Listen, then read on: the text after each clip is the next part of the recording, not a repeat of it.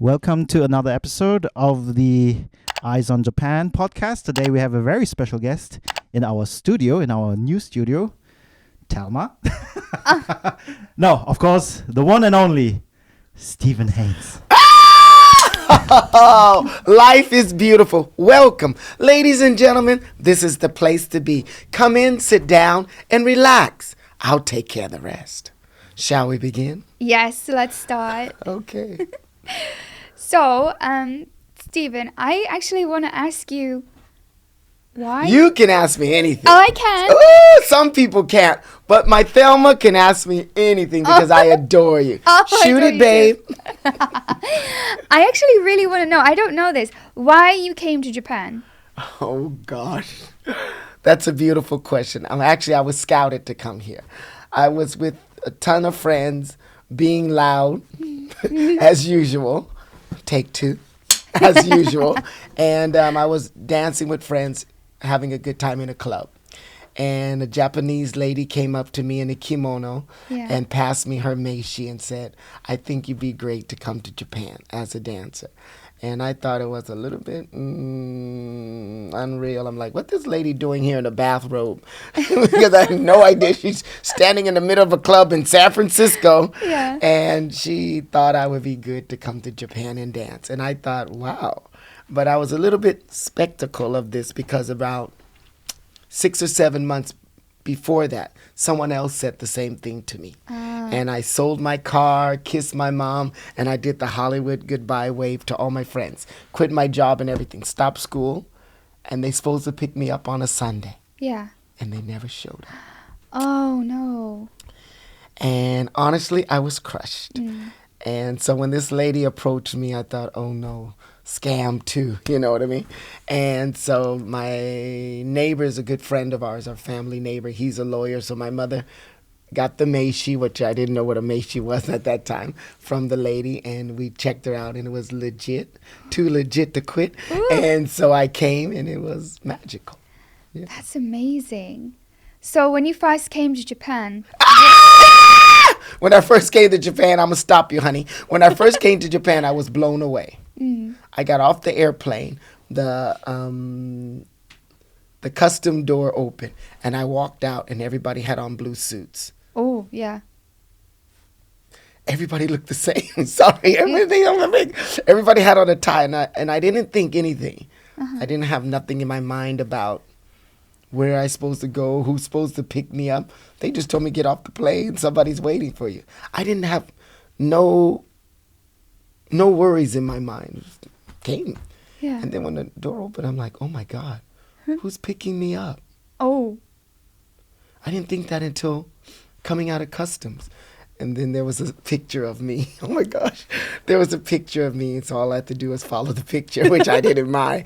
And then I got to the picture, and the gentleman said to me, follow me. Uh-oh. I was, uh-oh. I heard that before. But so I just followed. I got in the car, and I tried to get in the front seat, and he told me get in the back seat. I was like, uh-oh. So in honest, I held the, I'm American, right? I held the car door. I said, maybe I might have to jump out. Yeah, seriously. So I held the car door. I'm like, this don't sound so.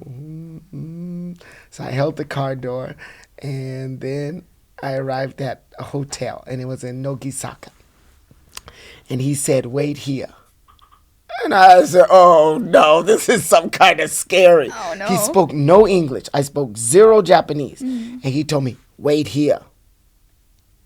So I checked in, and I stayed in the room for 5 hours, just waiting, looking at Japanese TV, just waiting. Then somebody knocked the door, and they told me, please come with us. And they apologized for not picking me up at the airport. And the gentleman who picked me up spoke no English. They took me to Roppongi. Ooh. And I couldn't believe it. It was absolutely magical. And that's the short version. Wow. From there, oh my gosh, people thought I had talent. So, honey, why you faking it? Pretend like you do. My mother always told me, Steve, they think you have talent, so go with it. So I went with it. Yeah, actually, my parents came. because they couldn't believe the things I had told them and showed them and sent them. They're like, something's a little bit fishy about that. So my mother packed up the whole family, and they all came to visit me during the summer. And my mom told me, honey, you don't have talent, but they think you do. So keep with it. Like fake it till you make it, kind of. No, just fake it. You're never gonna make it, but just keep faking.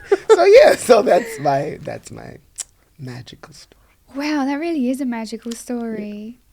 That's why I always say for everyone, always believe, because things are always possible and there's always good in the world. Absolutely. Yeah. Oh.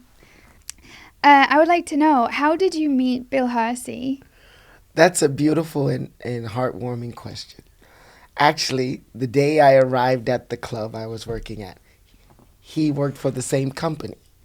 And he walked in and said, I'm Mr. Bill Hershey. And I was like, hello. I'm like, who's Bill Hershey? And then he explained everything to me in the first week about where to go, how he could help me, and just showed how friendship could really start from the beginning. He introduced me to everyone. I couldn't believe it. I mean, from Liza Minnelli to the Jackson 5 family, you know what I mean? Wow. I'm like, you know all these people? And then he explained to me about the Tokyo Weekender and how he started this project and how it growed over the years. And he's the celebrity interviewer. And for me, you know, America, we were focused on Oprah and like the original, like Johnny Carson and these kind of, and Bob Hope and these names. But seeing one actually not from television, but face to face, and the things he expressed and the things he showed and the things he taught was massive, amazing. I can recall one day he called me up and said, am I allowed to say this? Robert DeNiro wants a date. Can you arrange it? Am I allowed to say this? And I arranged it. And then he called me up and said, Cyndi Lauper needs 10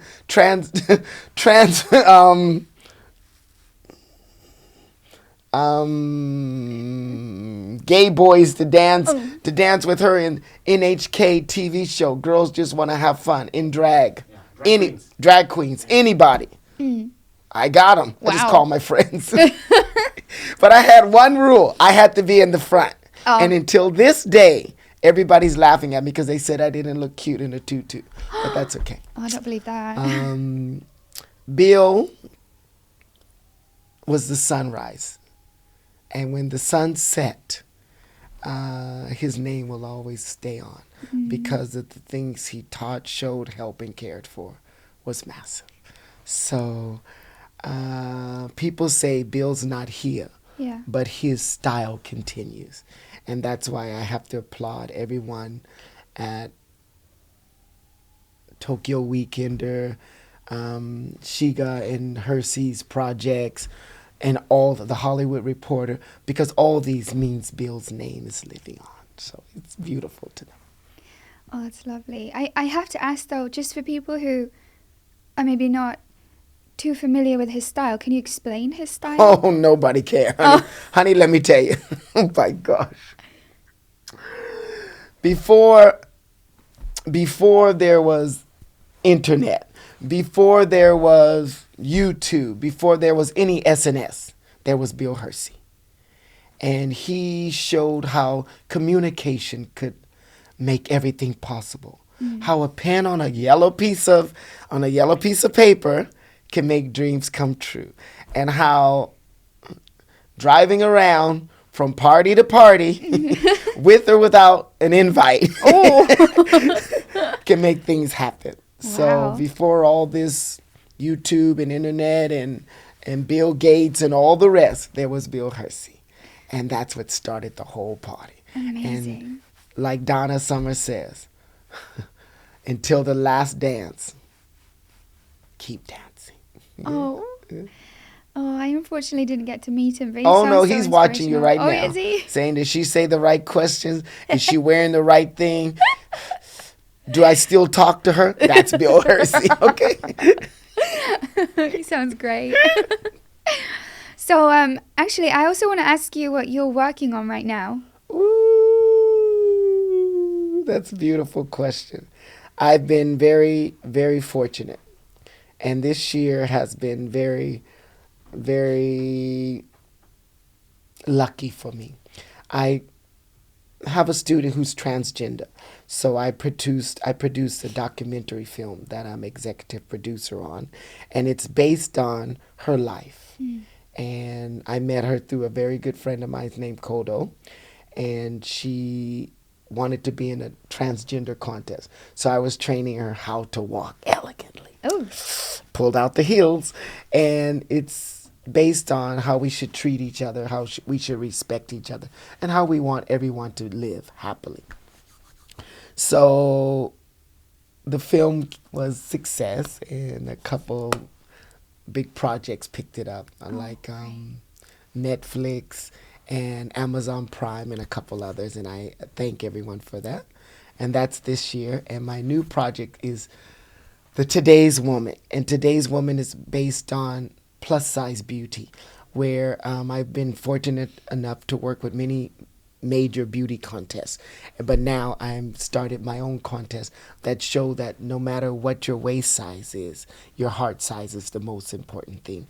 And so this contest is based on the respect for all women and how beauty shows through everyone. And I have to say that one thing really shocked me. Starting this project, I had 104 applicants, and you had to narrow it down to 35. And that wasn't fair, because how do you say no to somebody, which was a lot to deal with.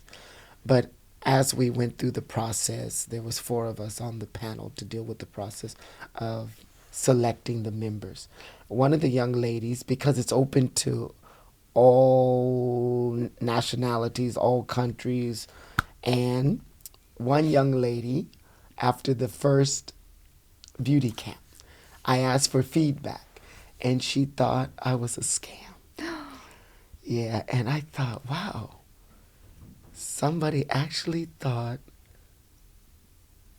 that I did this as a scam. And it really made me stop and think, Thelma. The way we look at each other is very important. And after coming to the beauty camp, she was very honest. She said, thank you for not being a scam. Oh. Because she said nobody looks at plus size women. And I thought, this contest is more than just beauty. It's respect. And we have to show respect for everyone. And at different times in our lives, everybody has ups and downs and all arounds. And if we step back and really look at what's going on in this busy world of ours, there's always somebody out there that needs a helping hand. And we have to be not just willing, but able to do it. And I think that even with your questions, it can make people, how do I say, challenge themselves and look at themselves. So in the new year, everyone has a New Year's resolution. I ask everyone, part of their New Year's resolution, don't just focus on yourself. We have to focus on others. And that's what makes the world beautiful. Yeah. Oh, I love that. That's very beautiful. Yeah, so... What are your plans going forward with Today's Woman? To think of today. And I say that not in like a rhyming way, but in a way that today's important, because we don't know what tomorrow is. We don't even know if we're going to be here tomorrow. So if we start thinking about the past, we have to love the past, but we have to bring the past into the present, which is today. And the future is not promised to everyone.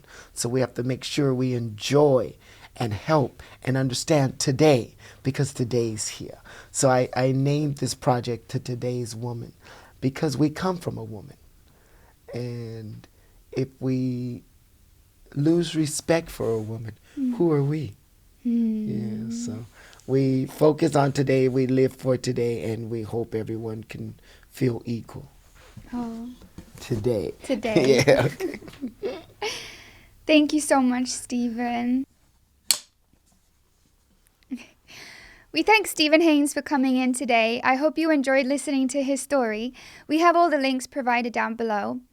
Please like and subscribe, and let us know who you want to see next on our podcast. Bye!